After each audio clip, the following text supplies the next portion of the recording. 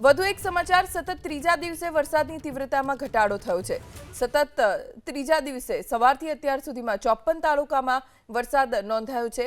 આજના દિવસમાં એક પણ તાલુકામાં 1.5 ઇંચથી વધુ વરસાદ નથી વરસ્યો। હવામાન વિભાગની આગાહી મુજબ વરસાદ ચાલુ છે, પણ માત્ર 10 તાલુકામાં 1 થી 1.5 ઇંચનો આજે વરસાદ વરસ્યો છે। અમીરગઢ તાલુકામાં 1.65 ઇંચ વરસાદ વરસ્યો છે। દસક્રોઈ તાલુકામાં 1.54 ઇંચ વરસાદ વરસ્યો છે। મહેમદાવાદમાં 1.46 ઇંચ વરસાદ, ધોળકામાં 1.30 ઇંચ, ધંધુકામાં 1.26 ઇંચ, ચુડામાં 1.26 ઇંચ, ખંભાતમાં 1.14, નાના પૌંડામાં પણ 1.14 ઇંચ વરસાદ પડ્યો છે। 54 તાલુકામાં આજના દિવસે વરસાદ નોંધાયો છે, પણ એક પણ તાલુકો એવો નથી કે જ્યાં 1.5 ઇંચથી વધુ વરસાદ હોય। માત્ર 10 તાલુકા એવા છે કે જ્યાં 1 થી 1.5 ઇંચનો આજે વરસાદ વરસ્યો છે। અમીરગઢ તાલુકામાં 1.65 ઇંચ વરસાદ, દસક્રોઈમાં 1.54, મહેમદાવાદમાં 1.46 ઇંચ, ધંધુકામાં 1.26, ચુડામાં 1.26, ખંભાત અને નાના પૌંડામાં 1.14 ઇંચ વરસાદ, કઠલાલમાં 1.06 ઇંચ વરસાદ વરસ્યો છે। વધુ જાણકારી અમારા સંવાદદાતા કલ્પેશ રાવલ પાસેથી પ્રાપ્ત કરીશું। કલ્પેશ, સતત ત્રીજા દિવસે વરસાદનું જોર ઘટ્યું છે, શું કહેવું છે હવામાન નિષ્ણાત અંબાલાલ પટેલનું? આગામી દિવસોમાં વરસાદ કેવો રહેશે? હવામાન આગાહીકાર અંબાલાલ પટેલ આપણી સાથે છે ને એમની પાસેથી જ જાણીએ કે વરસાદ કેવો રહેશે, પૂરની શક્યતા છે કે કેમ। કાકા, હવે આગામી દિવસોમાં વરસાદ કેવો રહેશે? જોકે આગામી 48 કલાકમાં ગુજરાત સૌરાષ્ટ્રના વિવિધ ભાગોમાં વરસાદી ઝાપટા પડવાની શક્યતા રહેશે, પરંતુ લગભગ તારીખ 30 સુધીમાં અને ઓગસ્ટ 3 સુધીમાં સૌરાષ્ટ્રના ભાગોમાં પણ વરસાદી ઝાપટા પડવાની શક્યતા રહેશે, જેમાં દક્ષિણ સૌરાષ્ટ્રના ભાગો, ભાવનગરના ભાગો, બોટાદના ભાગો અને અમરેલીના ભાગોમાં વરસાદી ઝાપટા પડવાની શક્યતા રહેશે। જૂનાગઢના કોઈ ભાગમાં વરસાદી ઝાપટા પડવાની શક્યતા રહેશે। ગીરના ભાગમાં વરસાદી ઝાપટા પડવાની શક્યતા રહેશે। આ ઉપરાંત ઉત્તર સૌરાષ્ટ્રના ભાગોમાં પણ વરસાદી ઝાપટા પડવાની શક્યતા રહેશે અને કચ્છના ભાગોમાં પણ વરસાદી ઝાપટા પડવાની શક્યતા રહેશે। રાજકોટ, સુરેન્દ્રનગરના ભાગોમાં પણ વરસાદી ઝાપટા પડવાની શક્યતા રહેશે। આ ઉપરાંત પશ્ચિમ સૌરાષ્ટ્રના ભાગોમાં પણ વરસાદી ઝાપટા પડવાની શક્યતા રહેશે। દ્વારકાના ભાગો, પોરબંદરના ભાગોમાં વરસાદી ઝાપટા પડવાની શક્યતા રહેશે। જામનગરના ભાગોમાં હળવા ભારે વરસાદી ઝાપટા પડવાની શક્યતા રહેશે।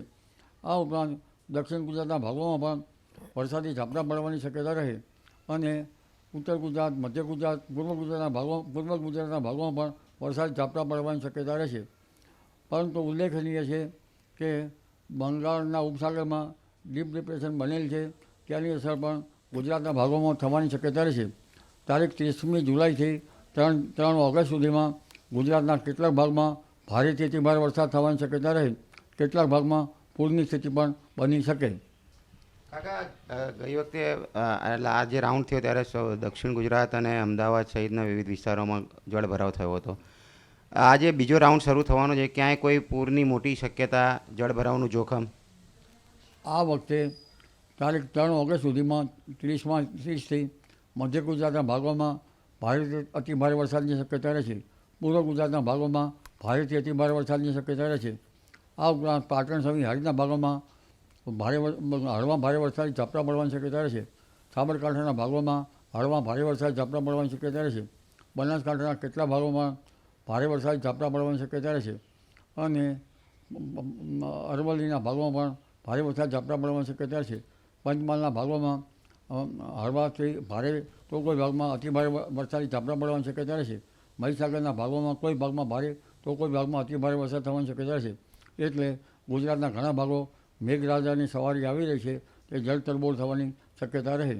ખેડૂત ભાઈઓએ પોતાના ખેતરમાં જળભરાવ ના થાય તે માટે નિકાલની વ્યવસ્થા કરવી યોગ્ય રહે, નહીંતર ઊભા કૃષિ પાકો, કપાસ જેવા પાકો સડી જવાની શક્યતા રહેતી હોય છે।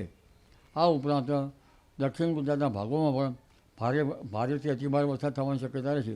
પણ ઉલ્લેખનીય છે કે તારીખ 5 ઓગસ્ટથી 14 ઓગસ્ટ વચ્ચે દક્ષિણ ગુજરાતના ભાગોમાં ભારેથી અતિ ભારે વરસાદ થવાની શક્યતા રહેશે। તાપી નદીનું જળસ્તર વધવાની શક્યતા રહેશે, પરંતુ હમણાં તો મધ્યપ્રદેશના ભાગોમાં પણ ભારે વરસાદ થતાં નર્મદા નદીનું જળસ્તર વધવાની શક્યતા રહે તારીખ 8 ઓગસ્ટ આસપાસ બીજી એક સિસ્ટમ બંગાળ ઉપસાગરમાં બનવાની શક્યતા રહે છે અને એક પછી એક બધી સિસ્ટમોના કારણે ગુજરાતના ભાગોમાં વરસાદ પણ આવી શકે, પરંતુ જ્યારે આસામના ભાગમાં વરસાદ હોય ત્યારે સિંધના ભાગમાં વરસાદ ઓછો પડે અને જ્યારે સિંધના ભાગમાં વરસાદ ભારે હોય તો આસામમાં વરસાદ ઓછો પડે. એટલે આ બે ભાગો એકબીજાથી વિરુદ્ધ ખાસિયત ધરાવતા ભાગો છે. લગભગ 3 ઓગસ્ટથી આશ્લેષા નક્ષત્રમાં સૂર્ય આવે છે. આ નક્ષત્રનું પાણી કૃષિ માટે સારું ગણાતું નથી. ખેડૂત ભાઈઓએ લગભગ વરાપ થઈ કૃષિ કાર્યો કરવા સારા રહે. ઓગસ્ટના બીજા અને ત્રીજા સપ્તાહમાં પણ વરસાદ થવાની શક્યતા રહેશે. ઓગસ્ટ મહિનામાં ઇન્ડિયન ઓશન ડાયપોલ સાનુકૂળ સ્થિતિમાં રહેતા ઓગસ્ટ માસમાં પણ વરસાદ થવાની શક્યતા રહે. કદાચ તેની સાનુકૂળતા સપ્ટેમ્બરની શરૂઆત સુધીમાં રહે તો સપ્ટેમ્બરની શરૂઆતમાં પણ વરસાદ થવાની શક્યતા રહે. જી કાકા, ક્યાંય પૂર આવે એવી શક્યતા ખરી હવે હમણાં? દક્ષિણ ગુજરાતના ભાગોમાં ભારેથી અતિ ભારે વરસાદ થવાની શક્યતા હતા. ત્યાં કોઈ નદીઓમાં પૂરની સ્થિતિ રહી શકે અને ગુજરાતના ઉત્તર ગુજરાત, મધ્ય ગુજરાતના ભાગોમાં પણ ભારે વરસાદ થતાં કોઈ નદીઓમાં બે કાંઠે થવાની શક્યતા રહે અને વોકરા વગેરેમાં પણ ભારે વરસાદ થતાં આ ઉપરાંત તળાવો પણ ભરી જવાની શક્યતા રહે, જેના કારણે મધ્ય ગુજરાતના ભાગો અને ઉત્તર ગુજરાતના અને પૂર્વ ગુજરાતના ભાગોમાં કેટલાક ભાગમાં સામાન્ય પૂરની સ્થિતિ રહી શકે. જી. તો અમરલાલ કાકા જણાવી રહ્યા પ્રમાણે બંગાળમાં એક નવી સિસ્ટમ આકાર લઈ રહી છે, જેના કારણે 30મી જુલાઈ બાદ વરસાદની રાઉન્ડ શરૂ થશે અને ઓગસ્ટમાં પણ ખાસ તાપી નદીનું જળસ્તર વધી શકે છે અને પૂરની શક્યતા પણ વ્યક્ત કરવામાં આવી છે.